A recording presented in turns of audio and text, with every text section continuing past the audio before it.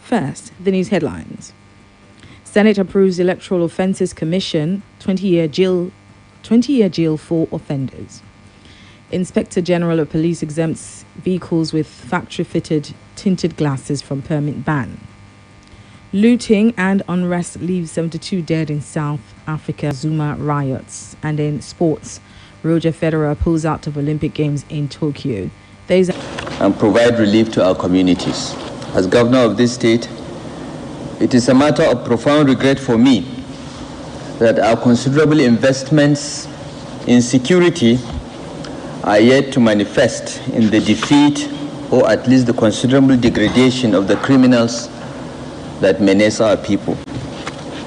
We have consistently supported the federal security agencies deployed to our state with logistics, resources, and equipment.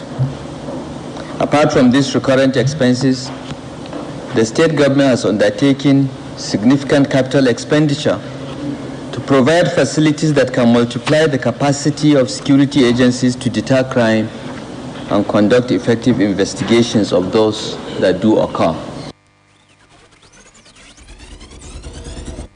President Muhammadu Buhari has reiterated his administration's resolve to tackling all forms of insecurity in the country, vowing to deploy all resources to making the West African nation safe from threats.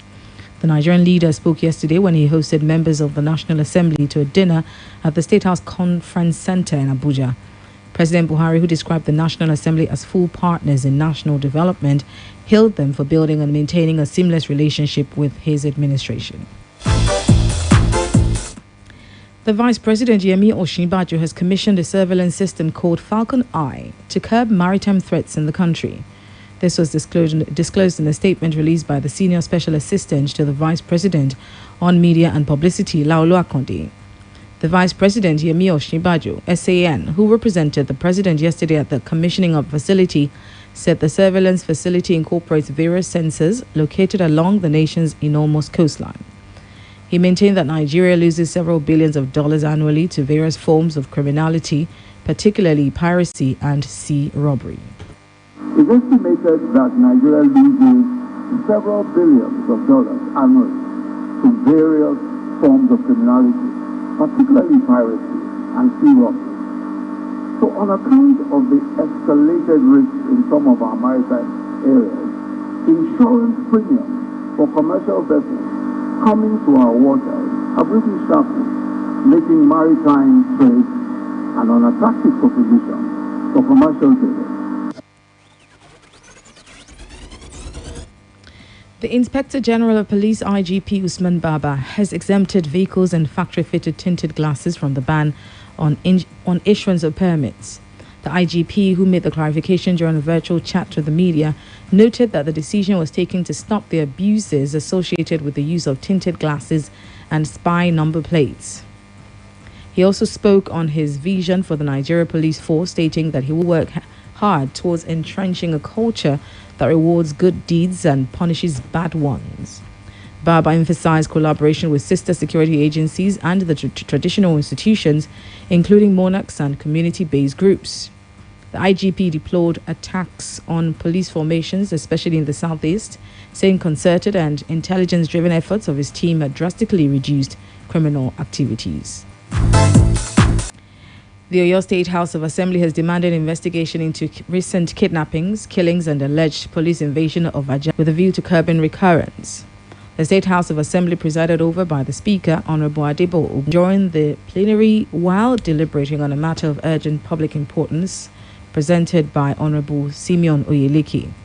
The lawmaker, who expressed displeasure on the recent development, raised alarm over increasing kidnap cases in Najawa and panic after 2 people lost their lives following a clash that erupted between the community youth and officers of the Nigeria Police while attempting to arrest some notable leaders in the community.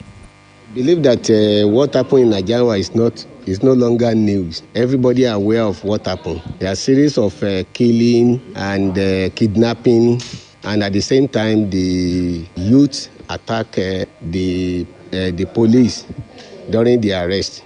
So those are the things that happens in Najawa. The first thing is to restore peace into the community, because anybody that passed through that place now is like a desert now. Nobody want to stay there because of the police coming to the town to arrest people during the day and in the night. Nobody want to lose their lives. So the essence of this motion is that to appeal to the Excellency how to restore peace to the community. Deliberating on the matter, Mr. Sheyi Adisa, representing Afigio State Constituency, and Mr. Fola Oyekunle, representing Ibadan North Constituency 1, called for thorough investigation into the remote cause of the alleged killings. In a resolution, Speaker of the House, Mr. Adebo Ogundoyin, directed the Committee on Security and Strategy to meet with the Oyo State Commissioner of Police and report back to the House within 2 weeks. Meanwhile, the Oyo State Pension Board Amendment Bill did not scale through the second reading as the lawmakers rejected the bill, citing replication of laws as excuse. The National Primary Healthcare Development Agency, NPHCDA, says it has officially ended the country's first phase of COVID-19 vaccination, adding that the Oxford AstraZeneca vaccine is 88% potent against the Delta variant detected in the country. The Executive Director of NPHCDA, Dr. Faisal Shuaib, made this. The country has officially ended the first phase of its strategic COVID-19 vaccination plan and is now preparing to commence the second phase in the next few weeks.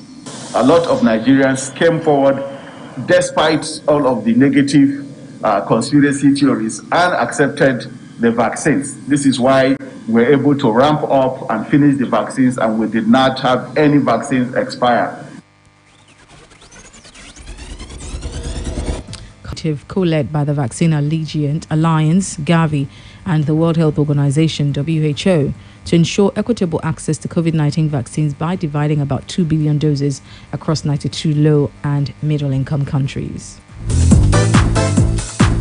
And lead to bachelor's, and while our pre-master's route is available for students with HND, third class, or pass from any university. Also, students are allowed to work overseas after their studies. For more